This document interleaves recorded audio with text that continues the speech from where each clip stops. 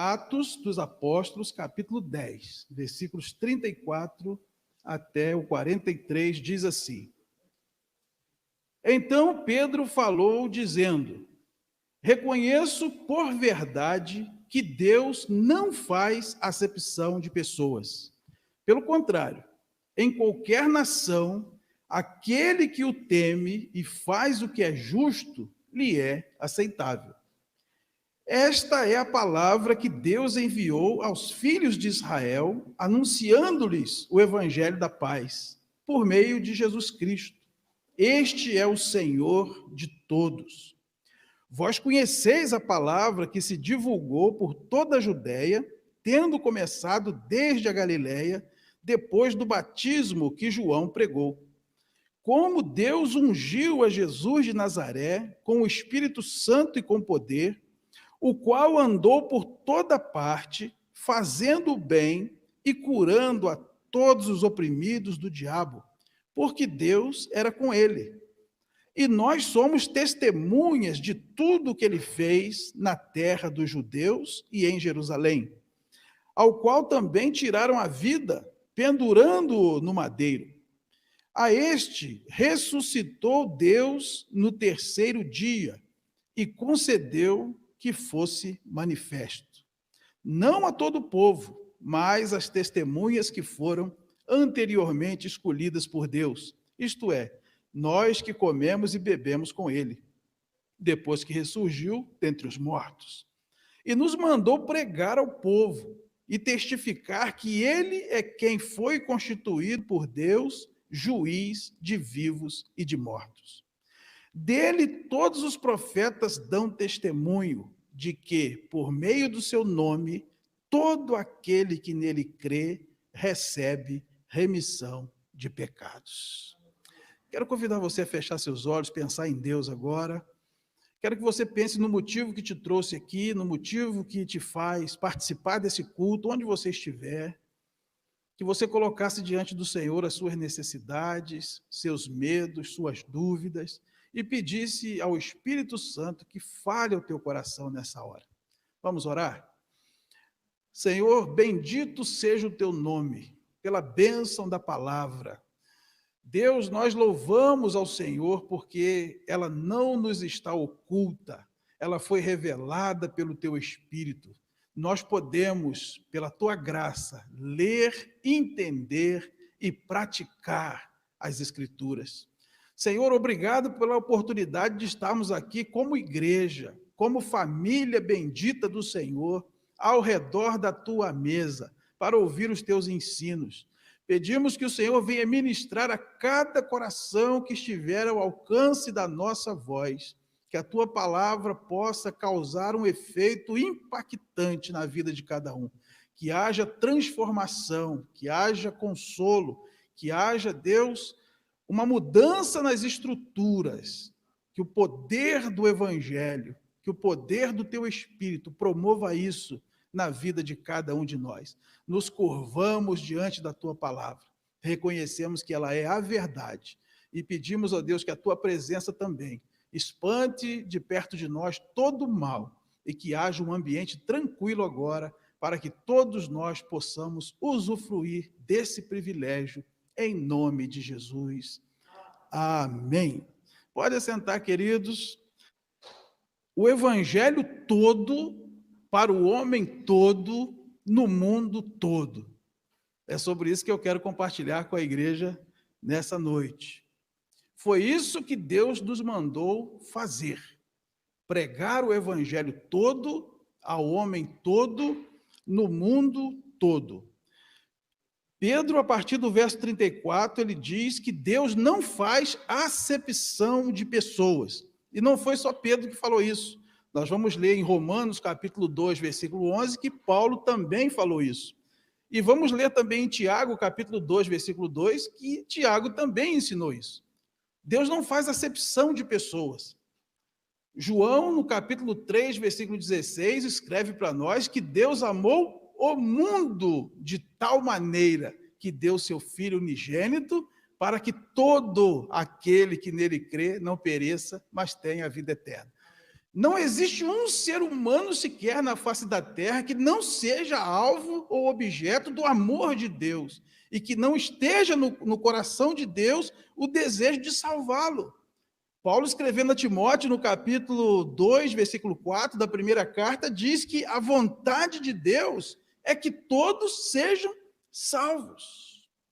É por isso que o evangelho deve ser pregado em toda parte. É por isso que o evangelho deve ser pregado a todas as pessoas. E Deus quer que o evangelho transforme as pessoas como um todo. Deus quer transformar o homem no corpo e na alma. Deus quer transformar famílias. Deus quer transformar sentimentos, pensamentos. Deus quer efetuar uma mudança radical da cabeça aos pés na vida de todo aquele que entender a mensagem do evangelho e se render a ele como um adorador. Então, a primeira coisa que eu quero frisar com os irmãos aqui é que o evangelho precisa ser pregado em toda parte. Nós lemos na nossa Bíblia, lá em Mateus capítulo 28, dos versículos 18 a 20, onde Jesus nos dá a grande comissão. Não é a grande opção, é um mandamento. Ele disse: ide, fazei discípulo de todas as nações. Não existe nação na face da terra que esteja fora do projeto de Deus para a salvação. Devemos fazer discípulos, devemos batizar os convertidos em nome do Pai, do Filho e do Espírito Santo e ensinar esses convertidos a guardar a lei de Deus. O evangelista Marcos, no capítulo 16, versículo 15, ele diz: ide por todo o mundo e pregai o evangelho a toda criatura. E Pedro, aqui nesse texto que nós lemos, dá testemunho de Jesus. Ele diz que Jesus foi um varão ungido pelo Espírito Santo com poder. E Pedro diz que Jesus andou por toda parte, fazendo bem e curando todos os oprimidos do diabo. Quando nós lemos na Bíblia, nós vemos que Jesus, ele esteve em Belém, que foi onde ele nasceu, ele esteve em Nazaré, que é onde ele foi criado e viveu até os 30 anos, e esteve em Jerusalém, que foi onde ele morreu. Mas fora isso, Jesus visitou uma infinidade de cidades. Eu peguei algumas aqui para os irmãos terem uma ideia. Cafarnaum, Jericó, Cesareia de Filipe, Betânia, Caná, Tiberíades, Naim, Betfagé, Tiro, Siquém, Ramá, Emaús, Hebrom, Gerasa, Betsaida. E tem muitas outras. Além disso, Jesus esteve em vários lugares. A Bíblia mostra Jesus na praia, nos montes, nos desertos, nas ruas, nas casas, nos barcos, no templo, na sinagoga. Não havia um espaço que Jesus não ocupasse com a sua presença pregando o evangelho. Eu fico imaginando, se Jesus vivesse hoje, ele não perderia uma oportunidade, não haveria um lugar que ele não frequentasse. Ele estaria no shopping, ele estaria nos supermercados, ele estaria na feira livre, ele estaria nas esquinas da vida, nos bares. Porque o Jesus que caminhou pela Bíblia, está escrito que ele foi em toda parte. Porque para Deus não há acepção de pessoas. Deus olha o ser humano, irmão, e vê cada pessoa como um adorador em potencial. Porque todo ser humano foi criado para ser adorador de Deus. Isso está lá em Efésios, capítulo 1. Mas alguns ainda não entenderam isso e alguns ainda nem ouviram falar disso, nem sabem o que significa ser um adorador. Mas nós temos adoração no nosso DNA. E o ser humano, mesmo nos rincões mais longínquos, onde a Bíblia não chegou, a igreja não chegou, a pregação não chegou, tem lá um ser humano adorando uma bananeira, adorando a lua, adorando o mar, adorando alguma coisa, porque ele é adorador. Paulo, escrevendo aos Romanos, capítulo 1, capítulo 2, ele vai dizer que Deus colocou a tábua da lei gravada no coração do homem e colocou dentro dele também uma consciência, de maneira que até a lei natural leva o homem à adoração. Salmo 19 diz que os céus proclamam a glória de Deus e o firmamento anuncia a obra das suas mãos. Aqueles que estão agora cumprindo pena em uma penitenciária, aqueles que estão internados numa clínica de recuperação, aqueles que estão na rua, bêbados, drogados, maltrapilhos, para o Senhor Jesus, eles são adoradores em potencial, porque o dia que eles se abrirem para a luz do Evangelho, toda a treva vai embora e eles podem ser uma nova criatura. Alguns fomos assim. A igreja está repleta de pessoas que um dia não sabiam o que é ser um adorador, mas que hoje estão redimidos pelo sangue de Jesus. Então, queridos, não há um lugar na face da terra, não há um lugar nessa cidade de Volta Redonda, ou onde você estiver, que não possa ser alvo do amor de Deus, onde o crente não possa ir para pregar o evangelho, dar testemunho e levar a luz de Deus aos corações. Jesus fez isso. E como ele foi acusado por fazer isso? Mateus capítulo 11, Jesus é acusado de ser amigo de pecadores, porque ele não tinha problema nenhum em conversar com mulheres de reputação duvidosa na rua, de almoçar na casa de publicanos e andar em má companhia aos olhos humanos, porque ele tinha uma missão, buscar e salvar aquele que se havia perdido. E ele dizia, os sãos não precisam de médico. Eu também não vim buscar justos, eu vim buscar pecadores ao arrependimento. Então, aquilo que foi uma acusação dos fariseus se tornou uma das mais belas declarações da Bíblia. Esse é amigo de pecadores. Então, Jesus é meu amigo e é seu amigo, porque a Bíblia diz que não há um justo sequer. Todos pecaram e foram destituídos da glória de Deus. Jesus é amigo de pecadores. Louvado seja o nome do Senhor por isso. Ele andou em toda parte. E nessa toda parte que ele andou e anda, ele me achou lá no Passa Três, no meio do mato, achou a minha família, e o evangelho entrou na minha vida, e hoje eu posso estar aqui compartilhando com vocês essa palavra. Onde foi que Deus te achou? Se todos nós aqui fôssemos dar testemunho, né, nós veríamos que Deus nos encontrou em lugares inimagináveis, porque o amor de Deus pode nos encontrar nos buracos mais profundos e tenebrosos que essa vida venha nos esconder. Porque o amor de Deus, ele é infinito, imutável, e nós não podemos nem entender. A Bíblia diz que ele excede a todo entendimento, mas nós podemos sentir o amor de Deus, e é o que nós temos sentido na nossa vida diariamente. Então, o evangelho precisa ser pregado em toda parte. A segunda coisa que nós queremos frisar com os irmãos é que o evangelho deve atingir o ser humano como um todo. Porque para Deus o homem não é uma dicotomia. Para Deus o homem é uma coisa só. Deus quer mudar a nossa vida por inteiro. Talvez nós que somos crentes há mais tempo, nós ouvimos pregações que praticamente ensinavam para nós que o evangelho é um passaporte para o céu. Mas aqui na terra é ruim mesmo, vai aguentando aí, porque aqui é só sofrimento. Ou seja, torce para morrer logo, porque depois da morte é que é bom. Mas a igreja, aos poucos, foi vendo que a vida eterna não começa no dia da morte. A vida eterna começa no dia que você recebe a Cristo como seu Salvador. E mesmo que a gente enfrente luta nesse mundo, nós já vivemos na presença de Deus como se no céu estivéssemos. Há um hino que nós cantamos, lindo, onde Deus está, é céu ali. Pode ser no deserto, pode ser comendo farinha seca, pode ser no meio da perseguição, na cadeia. Quem vive na presença de Deus vai cantar louvores, vai dar graça, vai ser feliz.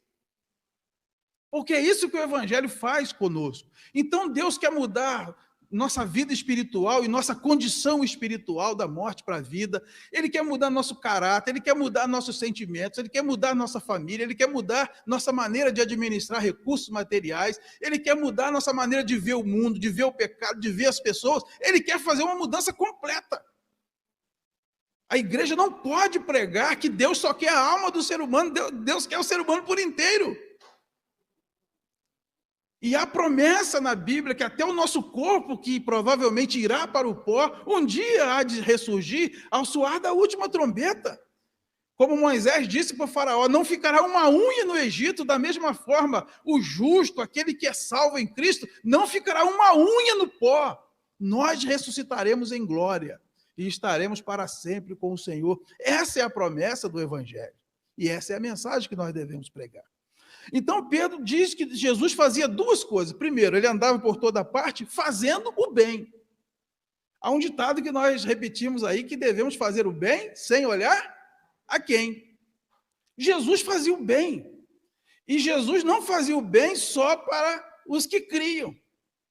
Ele não fazia o bem só para os religiosos. Ele não fazia o bem só dentro do templo. Ele andava por toda parte fazendo o bem.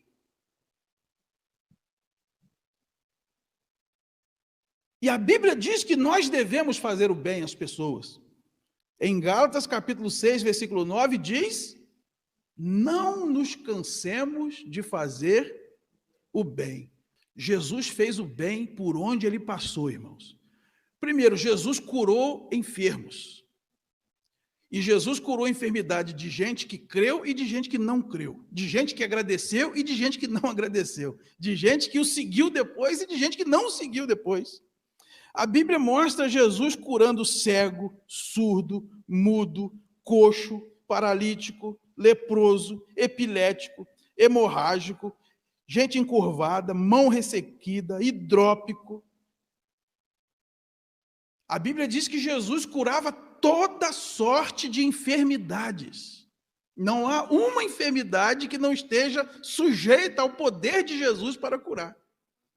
Porque Deus é Senhor de cada célula do nosso corpo. Se Ele mandar, a doença tem que sair, a cura vem. E Jesus curava simplesmente porque Ele se compadecia do sofrimento das pessoas e Ele, então, aliviava o sofrimento das pessoas. Como Ele mesmo disse lá em Mateus 11, de 28 a 30, vinde a mim, vós que estáis cansados, sobrecarregados, e eu vos aliviarei. Jesus ressuscitou mortos. Ele ressuscitou desde o filho de uma viúva até a filha de um chefe da sinagoga chamado Jairo, que hoje seria o prefeito de uma cidade. Ele fazia o bem sem olhar a quem. Jesus fez o bem numa festa de casamento. Acabou o vinho, seria vergonha para a família. Ele faz um milagre e transforma a água em vinho.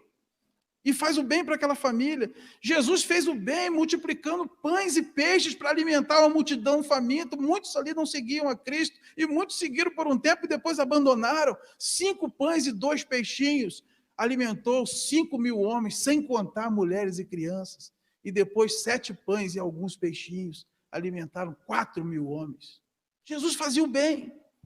Jesus fez o bem, acalmando uma tempestade, porque seus discípulos estavam no barco. Jesus fez o bem com 2 pescarias maravilhosas, onde ele botou peixe na rede dos seus discípulos, que tinham passado a noite pescando, sem nada pegar. Jesus fez o bem, colocando uma moeda na garganta de um peixe, para que ele fosse pescado e seu discípulo pagasse o imposto. Simplesmente, Jesus fez esses milagres, porque ele fazia o bem. Era parte do seu ministério. E nós, como igreja, como nós temos oportunidade de fazer o bem? E quando é para fazer o bem, meus queridos, não tem que ver placa de igreja, não tem que ver placa de religião. E Jesus ilustra isso muito bem na parábola do bom samaritano. Porque os religiosos passaram e nada fizeram por aquele homem que estava ali semi-morto. E passou um rapaz que nem religião tinha, era um samaritano, mas ele se compadeceu, pegou aquele homem ferido, ensanguentado, colocou na sua condução, hospedou numa estalagem, pagou do seu bolso e disse, se for mais eu pago na volta. E Jesus pergunta, qual foi o próximo do homem ferido? E os religiosos abaixaram a cabeça e saíram de fininho. Jesus andou por toda parte fazendo o bem. A igreja precisa, sim, colocar alimento no estômago vazio das pessoas, sendo elas crentes ou não. A igreja precisa, sim, ajudar as pessoas a arrumar emprego, ajudar as pessoas a se formarem, terem uma profissão, ajudar os jovens a estudarem. Eu já disse para os irmãos algumas vezes, você quer mudar o destino eterno de uma pessoa? Prega o evangelho para ela. Agora, você quer mudar a vida da pessoa aqui na terra? Paga estudo para ela. Foi o que fizeram para mim. Nós temos oportunidades e mais oportunidades de fazer o bem. E se nós queremos espelhar a vida de Jesus em nós como crentes e em nós como igreja, nós precisamos andar por toda parte fazendo o bem. E a segunda coisa que Jesus fazia para atingir o ser humano como um todo era libertar as pessoas do jugo do diabo. Ou seja, a igreja precisa fazer o bem para as pessoas, mas a igreja entende também que esse bem que ela faz só vai ter validade enquanto a pessoa estiver viva. Você pode dar uma casa para uma pessoa, só vai ter validade enquanto ela viver. Você pode dar um carro para uma pessoa, só vai servir enquanto ela viver. Você pode dar estudo para uma pessoa, só vale enquanto ela viver. Porque se ela não for liberta, ela não vai poder viver eternamente ao lado do Senhor. Então Jesus se preocupava em resgatar o homem como um todo.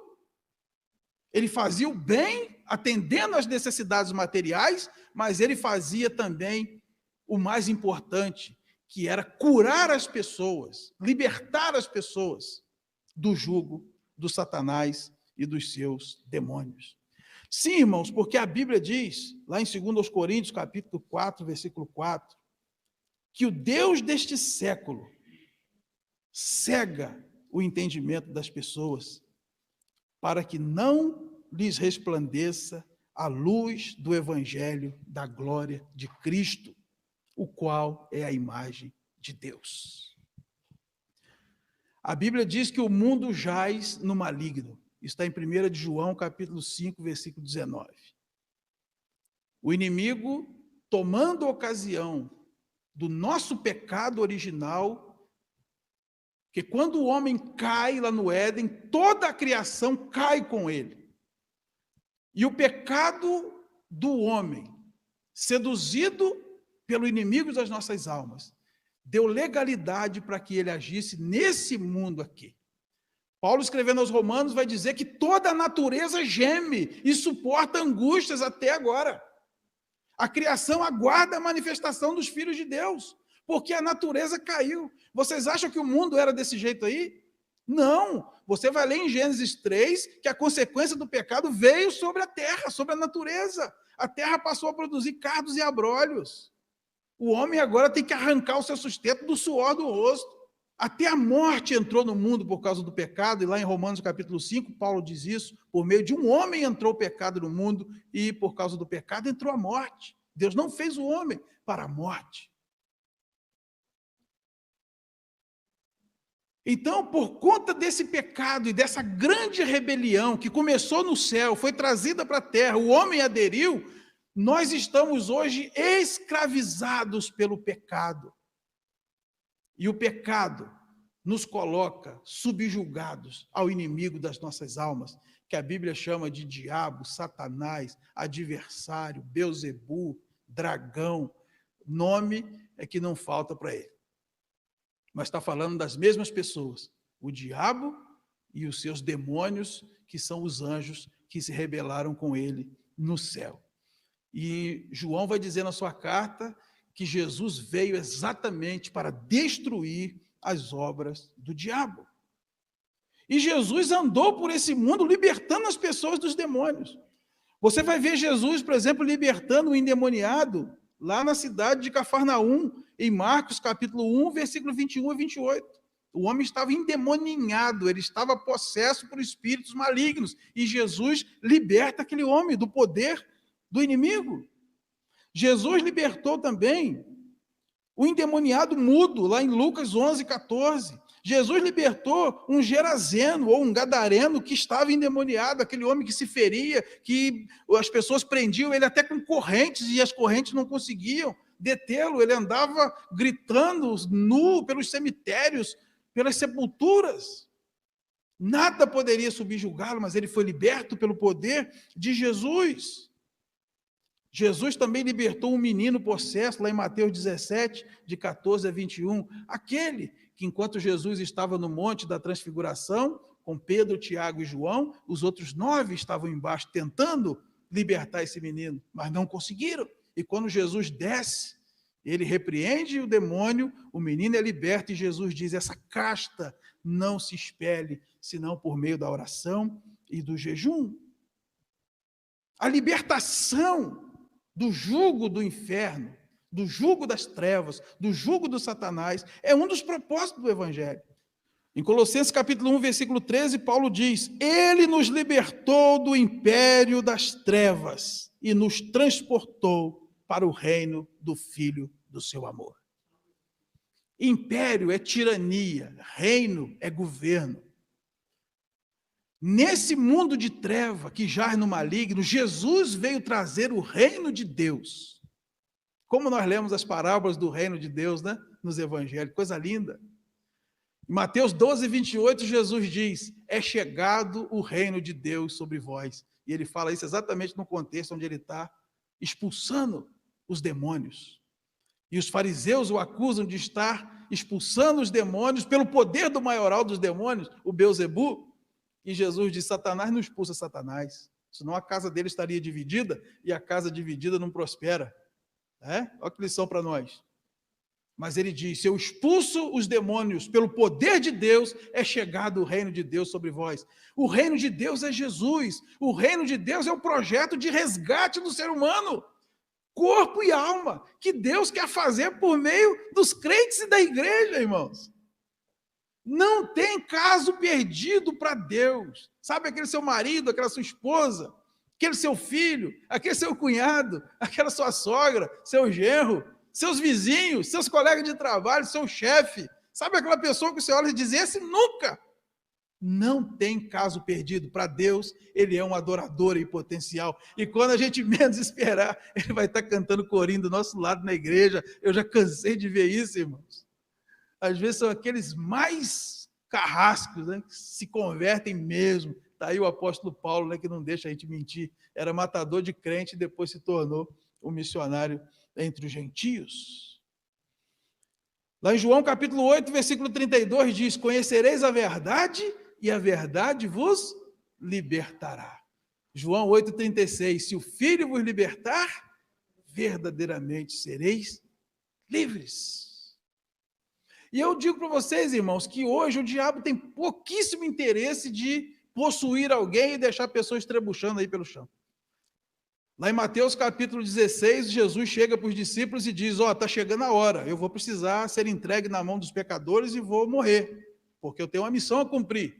Pedro, que era o seu melhor amigo, chama Jesus à parte e diz: Senhor, de modo nenhum isso vai acontecer, só por cima do nosso cadáver, nós não vamos deixar isso acontecer não. Sabe o que Jesus falou para Pedro? Arreda Satanás, tu não cogita das coisas de Deus e sim das coisas do homem. Pedro não estava endemoniado, era o Satanás que estava colocando aquelas ideias na cabeça dele. O que Satanás estava fazendo? Usando Pedro para tentar desviar Jesus da sua missão. Muitos de nós iam dizer: poxa, Pedro, obrigado por essas palavras, eu estava precisando mesmo nesse momento que eu estou passando, né? O inimigo é sujo, ele vai usar amigos, parentes, às vezes até irmãos, para nos levar para o caminho errado, para nos levar para longe dos princípios sagrados das Escrituras que nós aprendemos de Deus. Lá em Romanos, capítulo 6, versículo 11, Paulo diz que nós devemos tomar toda a armadura de Deus para podermos ficar firmes contra as ciladas do maligno. Hoje ele não quer mais possuir, julgar a pessoa tremendo no chão, babando, fedendo enxofre. Hoje ele arma cilada. Em 2 Coríntios, capítulo 2, versículos 10 e 11, Paulo diz que nós não devemos ignorar os seus ardis. Então o inimigo ele é ardiloso, ele arma cilada. Cilada é uma coisa que parece boa, mas que depois nos enrola todinho. Eu sempre falo, né, quando lá na roça a gente costumava fazer armadilha para pegar passarinho, arapuca. Você coloca a comidinha embaixo da arapuca e bota aqueles palitinhos de madeira, aí o passarinho vem procurando comida, né, na natureza, com fome, ele olha aquele montinho ou de ração, ou de milho, ou uma fruta, né? Se o passarinho é crente, é capaz até dele fazer uma oração e agradecer a Deus, né? Ô Senhor, obrigado pela tua provisão. Porque ele não viu o contexto todo, ele só olha a necessidade. E alguém já disse: as nossas necessidades sabotam a nossa fé. Quando há carência, olha lá em Mateus 4, na tentação de Jesus. Jesus foi para o deserto, jejuou 40 dias. Então aproximou-se o tentador. Está com fome? Aí, ó, transforma a pedra em pão. É isso que ele continua falando para os maridos, para as esposas. Qual é a sua carência? O que você está precisando? Aí, ó. Topa esse negócio, aceita esse emprego, muda de igreja. E com isso, na opressão, o inimigo vai levando o homem para o precipício muito mais do que se ele estivesse dentro. Porque quando ele se manifesta, a igreja ora, o crente ora e ele tem que sair. É muito mais vantagem para ele ser ardiloso, colocar cilada. Aí o crente olha só a solução e daqui a pouco ele pisa e a arapuca cai em cima dele. E às vezes é uma prisão que não dá para sair, porque Deus até perdoa nossos pecados, mas muitas vezes Ele não nos livra das consequências. Às vezes, por causa de 5 minutos, você vai passar anos na cadeia. Por causa de 5 minutos, você vai pagar pensão a vida inteira. Por causa de 5 minutos, você nunca mais vai ter sua saúde perfeita. Porque nós podemos fazer em 5 minutos algo do qual nos arrependeremos para toda a nossa vida. Então Jesus veio nos libertar. Jesus quer derrubar essa escama que tem nos olhos das pessoas, que o inimigo coloca, para que não veja a beleza do Evangelho. E Jesus subiu ao céu e disse que essa missão agora é nossa, é minha e sua, crentes em Cristo. Nós temos a missão agora de ir a toda parte, fazendo o bem e libertando as pessoas das mãos do inimigo. Concluindo, queridos, em Atos 10, a partir do versículo 44, narra o seguinte: ainda Pedro falava estas coisas quando caiu o Espírito Santo sobre todos os que ouviam a palavra. E os fiéis que eram da circuncisão, que vieram com Pedro, admiraram-se, porque também sobre os gentios foi derramado o dom do Espírito Santo, pois os ouviam falando em línguas e engrandecendo a Deus. Então perguntou Pedro: porventura pode alguém recusar a água para que não sejam batizados estes, que assim como nós receberam o Espírito Santo? E ordenou que fossem batizados em nome de Jesus Cristo. Então lhe pediram que permanecesse com eles por alguns dias. Essa pregação de Pedro foi linda. Quando ele acabou de pregar, o Espírito Santo caiu sobre os ouvintes. E aqueles que creram foram imediatamente batizados com o Espírito Santo, que no entendimento congregacional é a conversão, que pode ser seguida por sinais ou não. Aqui foi, falaram em línguas. Às vezes os sinais são outros. Já vi gente pulando de alegria, já vi gente chorando, já vi gente profetizando. Quando o Espírito Santo vem sobre a nossa vida, é uma variedade de manifestações. E logo em seguida eles procuraram o batismo com água, né? E no capítulo 11 aí mostra que eles foram batizados com água. Se tornaram crentes no Senhor Jesus. É o que a gente espera quando anuncia a palavra do Senhor. Eu desejo muito que nós, como igreja, ao ouvirmos essa palavra, que também sejamos cheios do Espírito Santo, que também entendamos que é para nós essa palavra, que nós precisamos ir por toda parte, que nós precisamos fazer o bem a todos, e que nós precisamos libertar as pessoas das garras do inimigo, porque dentre elas tem muitas pessoas que nós amamos. Muitos de nós temos filhos desviados, irmãos, pai, mãe, parentes, amigos, colegas de trabalho, vizinhos. E nós podemos ser instrumentos de transformação na mão desse Deus que ama os pecadores. Amém, queridos? Que o Senhor possa nos abençoar com a leitura e com a exposição da sua palavra.